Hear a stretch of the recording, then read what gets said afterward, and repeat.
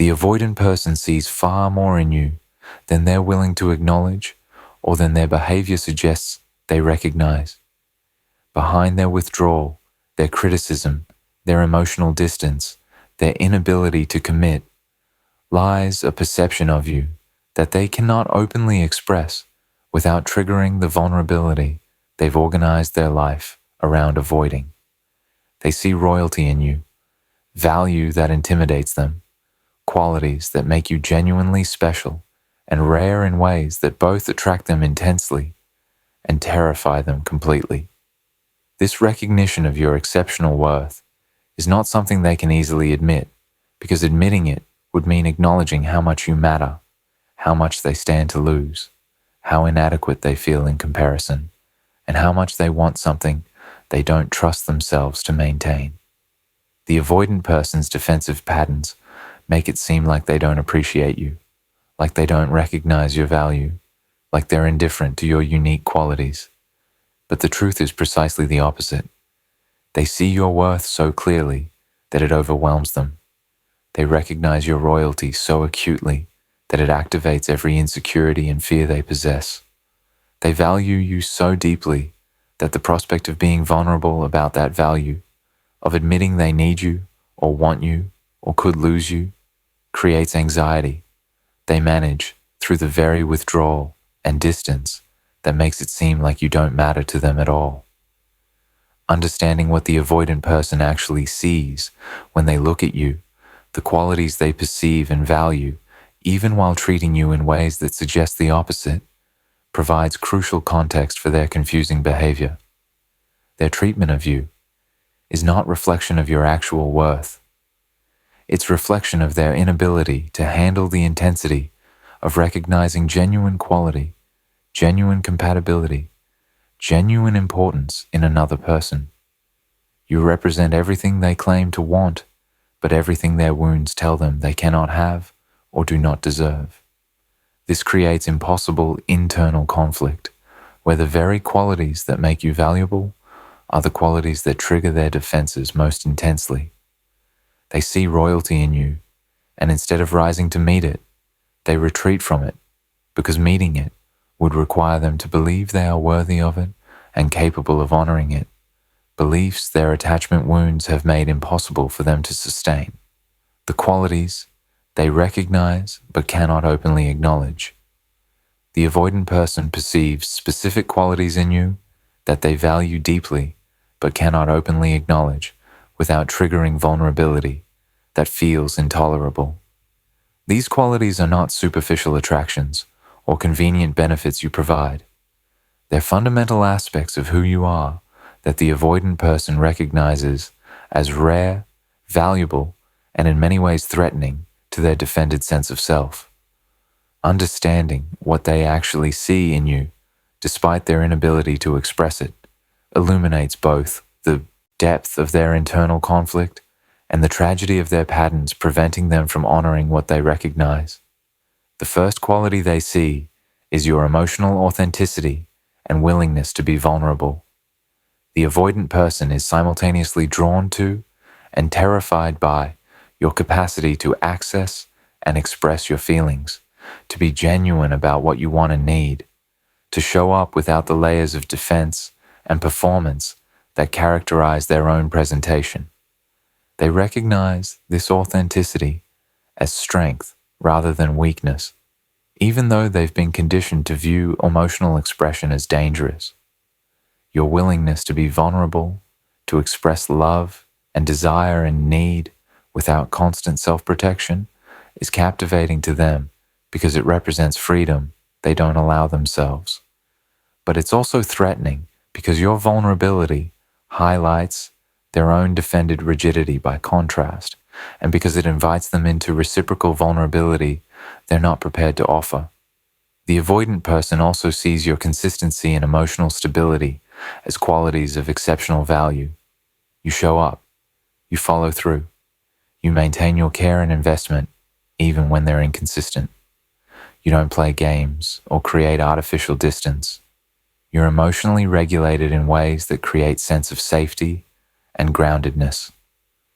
The avoidant person recognizes these qualities as exactly what they need, what they've been seeking perhaps, without fully realizing it, what makes you different from others who might have been more erratic or anxious. But this recognition is complicated by their belief that they don't deserve this consistency, or that accepting it would make them too dependent on something they fear losing. They see your self-worth and dignity, the way you maintain your sense of self, even within relationship, the way you have standards and boundaries that reflect genuine self-respect. The avoidant person is attracted to people who have their own identity in life, who don't need them to feel complete, who can be independent while also being connected. They recognize in you someone who is whole on your own, who brings fullness to the relationship rather than emptiness seeking to be filled. This quality makes you safe to them in some ways because they know you won't consume them or become completely dependent. But it also makes you dangerous because someone with genuine self-worth won't indefinitely tolerate being treated poorly, creating pressure they feel even when you're not explicitly expressing it. The avoidant person sees your capacity for depth and meaningful connection, your ability to engage beyond surface level, your interest in truly knowing them and being known. They recognize that you're offering something profound and real rather than casual or superficial. This depth is part of what drew them to you initially, what made you different from the easier, more surface connections they might have maintained comfortably. They value this depth because part of them longs for genuine intimacy and truly being seen. But the very depth they value is also what overwhelms them, what triggers their defenses, what makes them need to create distance, because sustained depth requires sustained vulnerability they cannot maintain. They recognize your patience and understanding, the way you've tried to work with their patterns rather than immediately rejecting them for their limitations. The avoidant person knows, even if they don't admit it, that you've been more understanding than they deserve, that you've given them more chances than most people would, that you've tried to see beneath their defenses to the wounded person underneath. They value this understanding deeply because it's rare and because it's exactly what their wounded self needs. But they also feel guilty about it, recognizing that they're not reciprocating your understanding with their own effort to meet your needs, and this guilt contributes to their defensive withdrawal. The avoidant person sees your genuine care for them as person rather than as idea, or as means to an end. They recognize that you care about their well-being, their happiness, their growth, not just about what they can provide you or how they make you look or feel. This genuine care is something the avoidant person rarely encounters because their defensive patterns tend to attract people who are drawn to the challenge they present or to the idea of them rather than to who they actually are. Your genuine care touches something deep in them, activating longing for unconditional acceptance they've never trusted or believed was possible.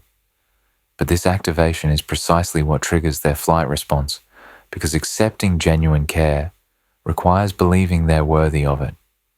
They recognize your intelligence and perceptiveness, your ability to see through their patterns and defenses, your understanding of what they're doing even when you don't constantly confront them about it.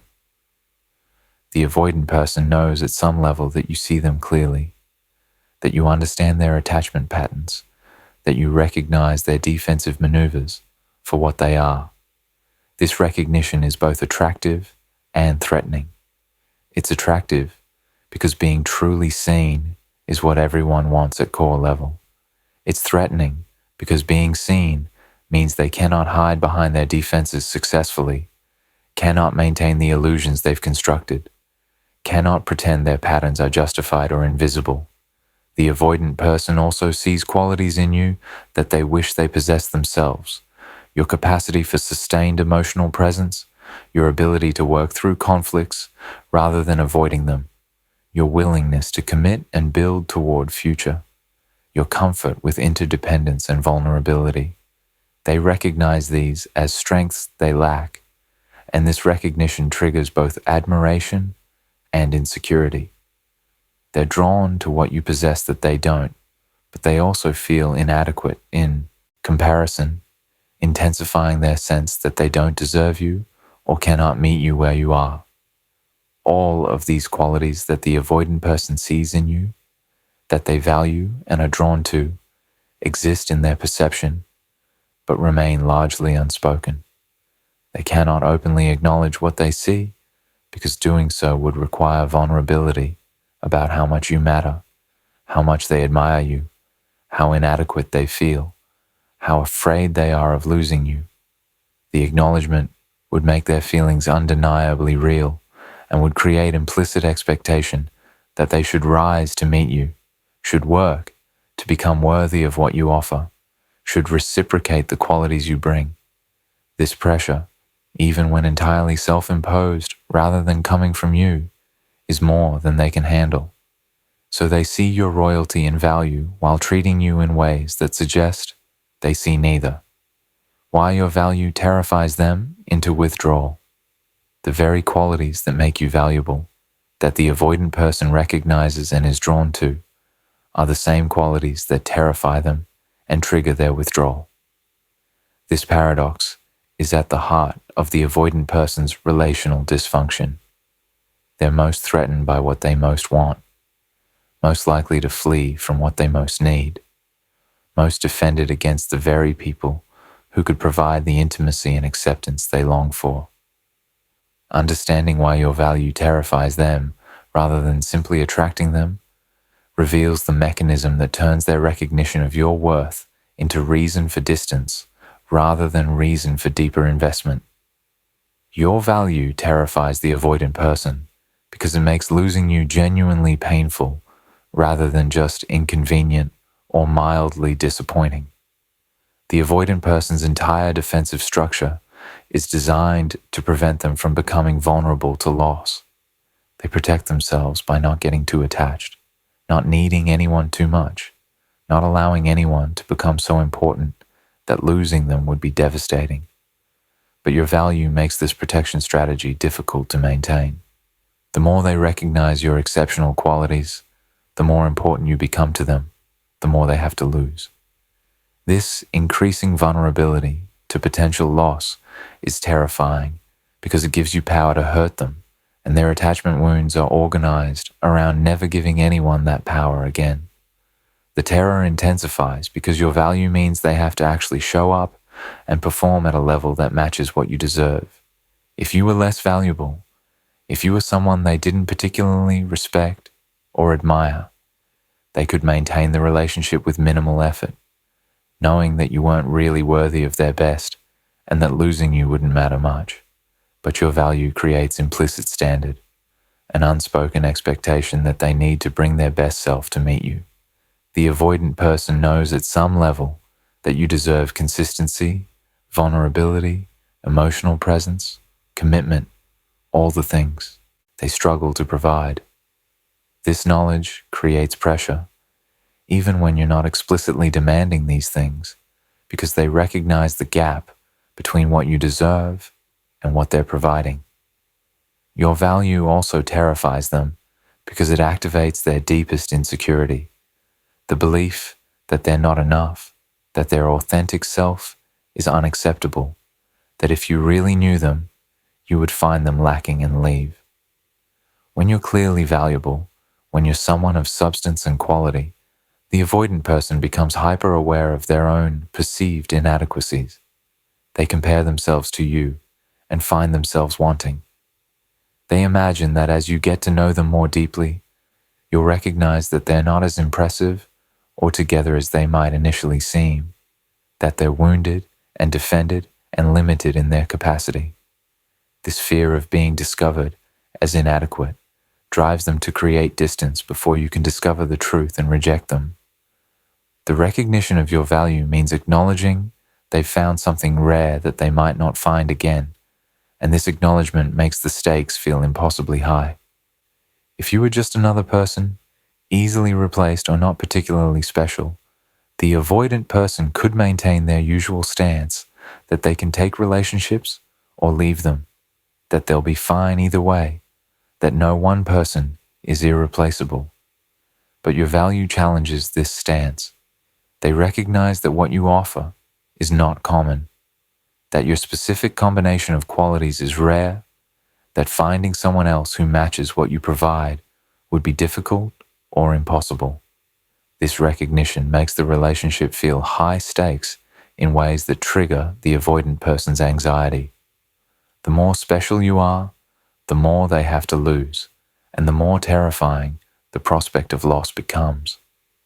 Your value also terrifies them because it requires them to believe they deserve something this good, and this belief conflicts with their core sense of unworthiness.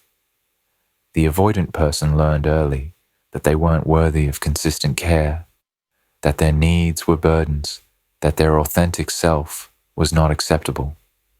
These lessons create a deep belief that they don't deserve good things or good people. When someone of genuine value shows interest in them, offers them love and partnership, this creates cognitive dissonance. Part of them is drawn to what you offer, but another part believes they don't deserve it and cannot trust it. This internal conflict is resolved through withdrawal, through sabotaging what they don't believe they deserve, through ensuring that the good thing they don't trust themselves to keep is lost on their terms rather than through being taken away when their inadequacy is discovered. The terror of your value is also connected to the avoidant person's fear of dependency. The more valuable you are, the more they might come to depend on you for happiness, emotional regulation, validation, or support. But dependency is precisely what the avoidant person has organized their life around preventing.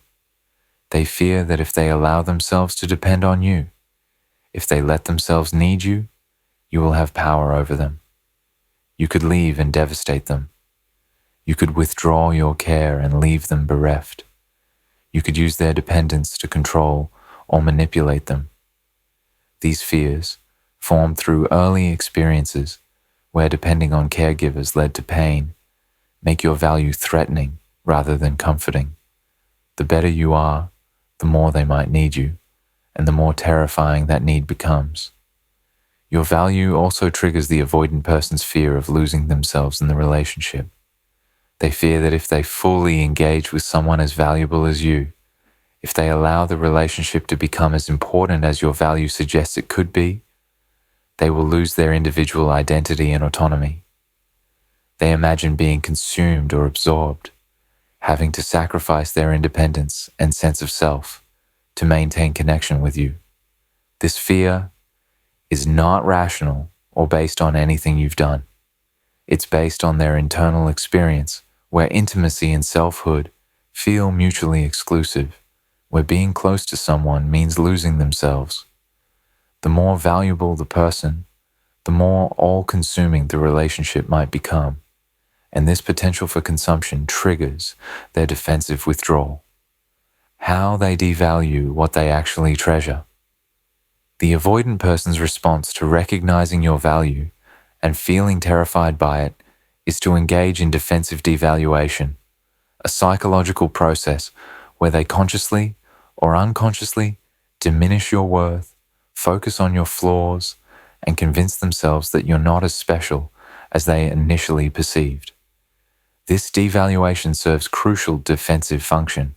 It reduces the anxiety your value creates by making you seem less important, less rare, less worthy of the vulnerability that honoring your value would require.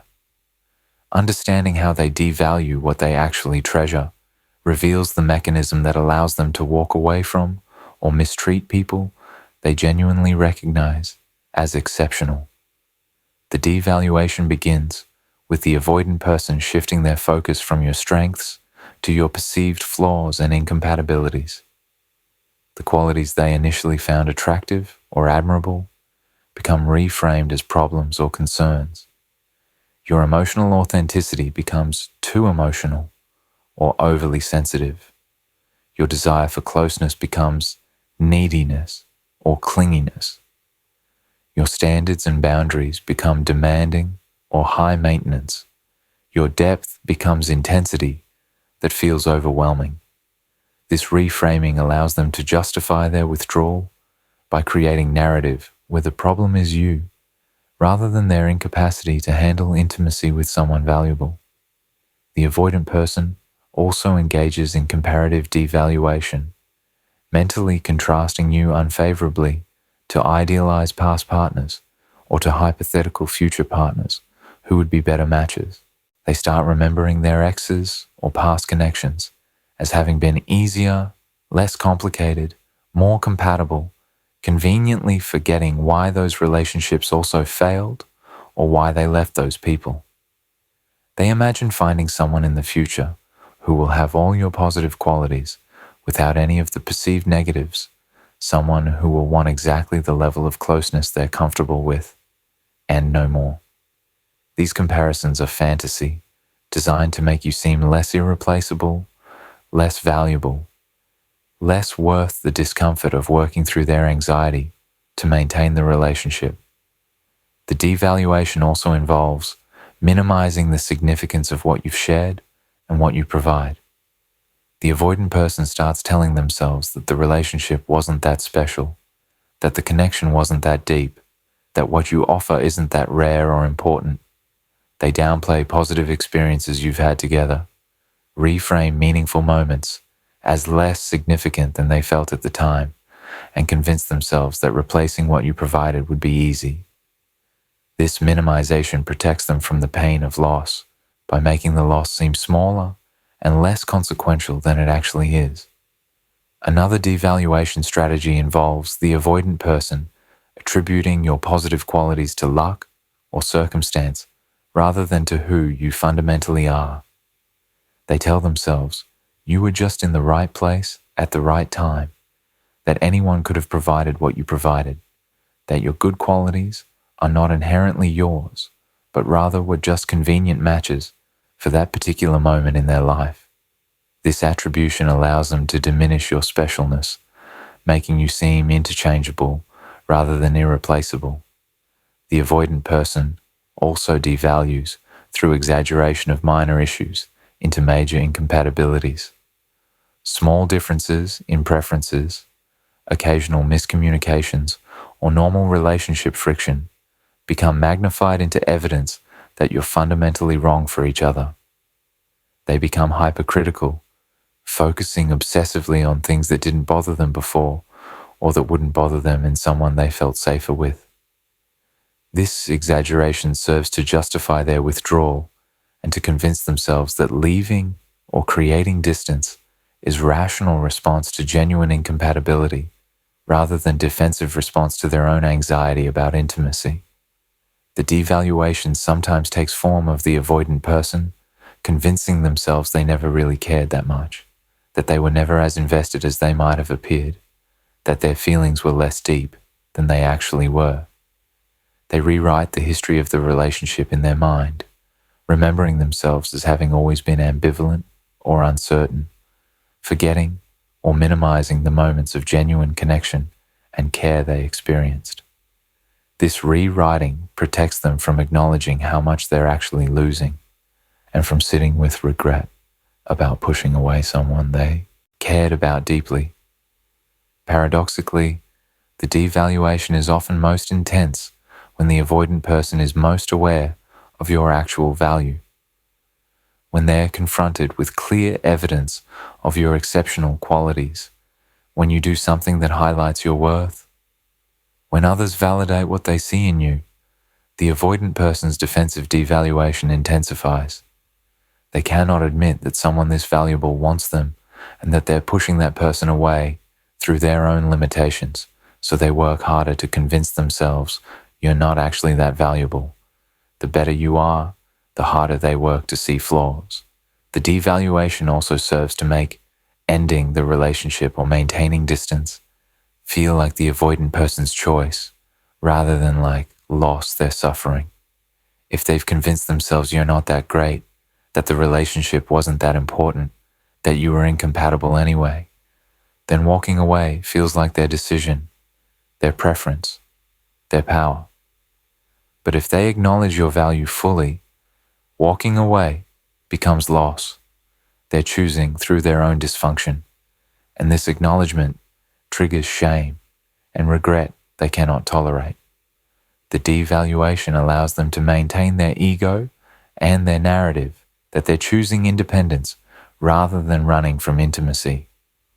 It's important to recognize that the devaluation is defensive mechanism rather than accurate assessment. The avoidant person sees your value clearly, which is precisely why they need to devalue you to manage their anxiety. The criticisms they level, the flaws they suddenly focus on, the incompatibilities they emphasize, these are not truths they've discovered. They're defenses they've constructed to protect themselves from the vulnerability your value creates. Understanding this doesn't make the devaluation less hurtful when you're experiencing it, but it clarifies that their treatment of you reflects their dysfunction rather than your actual worth. The truth, they'll only admit when you're gone. The ultimate tragedy of the avoidant person's recognition of your royalty and value is that they typically only acknowledge it fully, only admit it openly, only express what they actually saw in you after you're gone, and the relationship is definitively ended. Once the threat of actual intimacy has been removed, once they've created enough distance that vulnerability feels safe, once they've lost you in ways that mean they cannot get you back, they finally allow themselves to recognize and even express what they were too defended to acknowledge while you were available. This delayed recognition reveals both the depth of what they actually perceived in you and the dysfunction of their patterns that prevented them from honoring that perception through their behavior while they had the chance. The truth the avoidant person admits after you're gone often comes in form of expressions to mutual friends or in moments of self-reflection where they acknowledge that you were special, that the relationship mattered more than they showed, that they see now what they couldn't see or couldn't admit then. They might say things like, "I didn't appreciate what I had. I took them for granted. I should have tried harder. I didn't realize how rare that connection was. I haven't found anyone who compares." These acknowledgements are genuine in the moment, reflecting recognition that was always there, but that they couldn't access while their defenses were active. The timing of these admissions is revealing. They come after you've stopped pursuing them, after you've moved on, or at least created enough distance that you're no longer a available option they can access whenever they want. They come after they've tried to replace you and discovered that replacing what you provided is not as easy as they assumed. They come after they've had time to forget why they felt they needed distance and to remember only the positive aspects of what you shared. They come when the actual vulnerability of being with you is no longer a threat because you're not available for that vulnerability anymore. The avoidant person might reach out directly after significant time has passed, offering apologies or acknowledgements they never provided while you were together. They might tell you that they see now that they weren't ready for what you were offering, that they recognize they hurt someone who didn't deserve to be hurt, that they understand you were better than how they treated you.